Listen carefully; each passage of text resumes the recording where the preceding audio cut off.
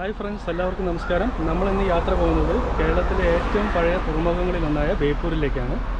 അപ്പോൾ ബേപ്പൂരിലേക്ക് പോകുന്ന വഴി തന്നെയാണ് ബേപ്പൂർ സുൽത്താൻ എന്നറിയപ്പെടുന്ന ശ്രീ വൈക്കം മുഹമ്മദ് ബഷീറിൻ്റെ വീട്. നമുക്ക് അദ്ദേഹത്തിൻ്റെ വീടും കൂടി ഒന്ന് കണ്ടിട്ട് പോകാം.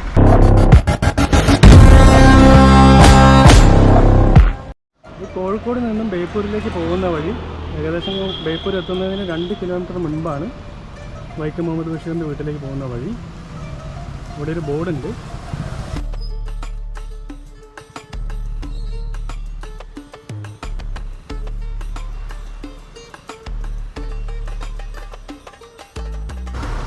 ചെറിയ റോഡിലൂടെയാണ് വൈക്കം മുഹമ്മദ് ബഷീറിൻ്റെ വീട്ടിലേക്ക് പോകുന്ന വഴി. ഇതാണ് അദ്ദേഹത്തിൻ്റെ വീട്.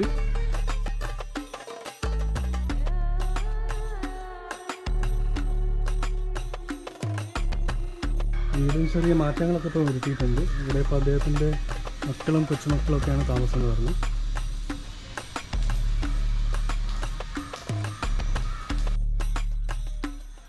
ഈ മാംഗോസ്റ്റിൻ മരച്ചോട്ടിൽ ഇരുന്നാണ് അദ്ദേഹം കഥകളൊക്കെ എഴുതിയിട്ടുള്ളത്.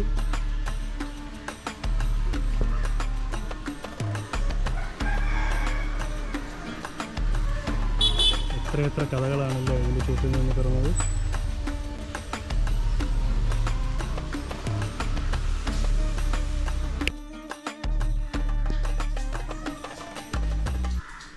ഇവിടെ അദ്ദേഹത്തിൻ്റെ ഒരു ഫോട്ടോ ഉണ്ട്.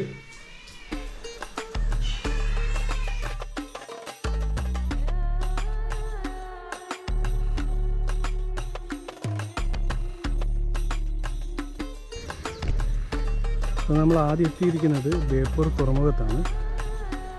ഇവിടെ സെക്യൂരിറ്റി ഇഷ്യൂസ് ഉള്ളതുകൊണ്ട് നമുക്ക് അങ്ങോട്ട് വീഡിയോസ് എടുക്കാനുള്ളൊരു പെർമിഷൻ കിട്ടിയിട്ടില്ല. അപ്പോൾ പുറത്തൊന്നും ഇങ്ങനെ കാണിക്കാനേ പറ്റില്ല. ഇതാണ് തുറമുഖത്തേക്കുള്ള എൻട്രൻസ്. ഇവിടെ ഒരു ഷിപ്പ് ബ്രേക്കിംഗ് യൂണിറ്റ് സ്ഥിതി ചെയ്യുന്നുണ്ട്. അവിടേക്കൊന്നും നമുക്ക് പോകാൻ പറ്റില്ല, അതിനൊക്കെ പ്രത്യേക പെർമിഷൻ വേണം.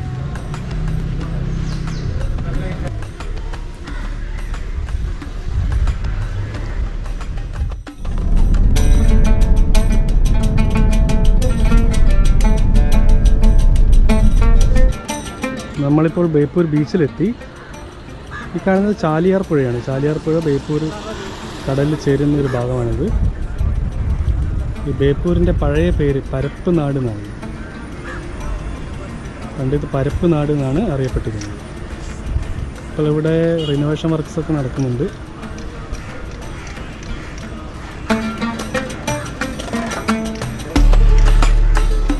കേരളത്തിലെ പഴയ തുറമുഖ നഗരങ്ങളിൽ ഒന്നാണ്. പണ്ടുകാലത്ത് ഉരു നിർമ്മാണത്തിന് ഏറ്റവും പ്രശസ്തമായ സ്ഥലമായിരുന്നു.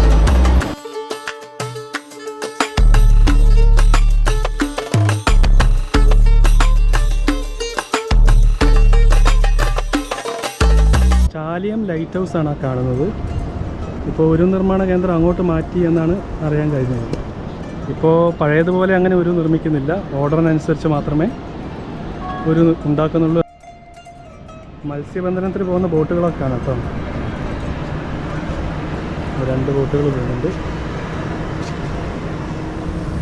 ഇതാണ് ചാലിയാർ പുഴ. ഈ ചാലിയാർ പുഴ കടലുമായിട്ട് ചേരുന്ന അഴിമുഖമാണിത്.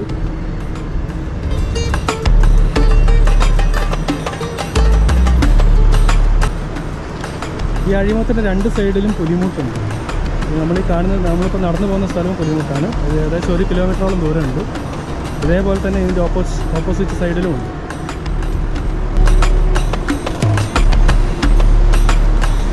നല്ല വിളക്കുകളൊക്കെ വെച്ച് മനോഹരമാക്കിയിട്ടുണ്ട്.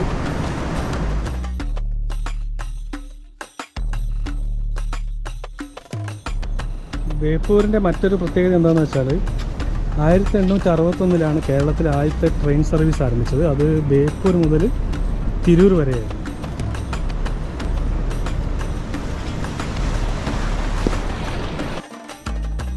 ബേപ്പൂരിനെയും ചാലിയത്തിനെയും ബന്ധിക്കുന്ന ഒരു ജങ്കാർ സർവീസ് ഇവിടെ ഉണ്ട്.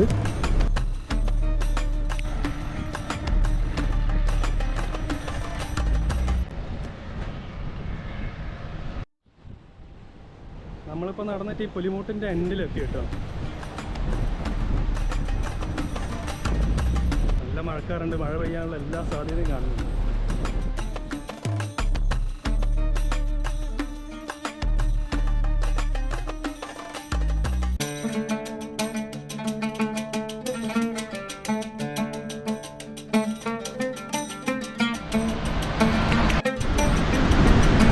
ഇവിടുത്തെ ഒരു മെയിൻ അട്രാക്ഷൻ ആയിരുന്നു ഈ ഫ്ലോട്ടിംഗ് ബ്രിഡ്ജ്.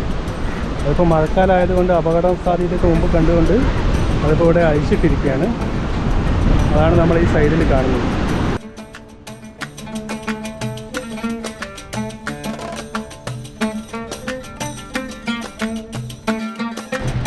നമ്മളിപ്പോൾ ബേപ്പൂർ ഫിഷിംഗ് ഹാർബറിലാണ് എത്തിയിട്ടുള്ളത്.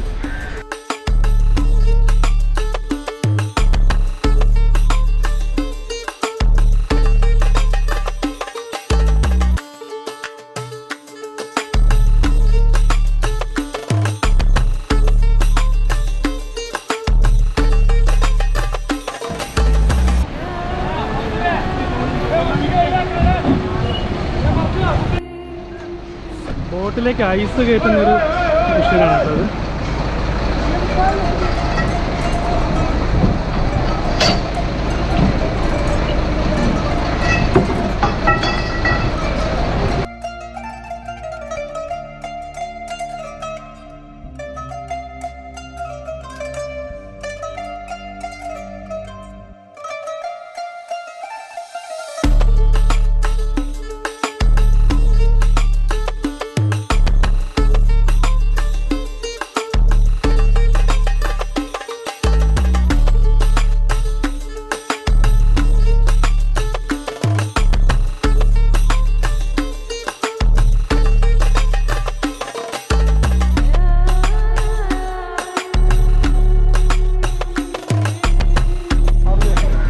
ഇത് വളത്തിന് ഉപയോഗിക്കുന്ന മീനാണ്. ഇതിൻ്റെ മീനിൻ്റെ പേര് ക്ലാപ്പി എന്നാണ്.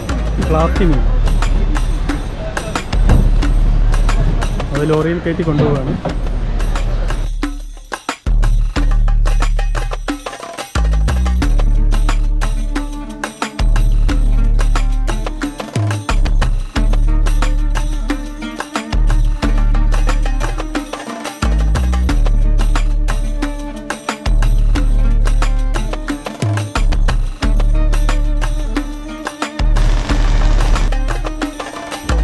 കാഴ്ചകൾ നിങ്ങൾക്ക് ഇഷ്ടപ്പെട്ടിട്ടുണ്ടാവുമെന്ന് വിചാരിക്കുന്നു.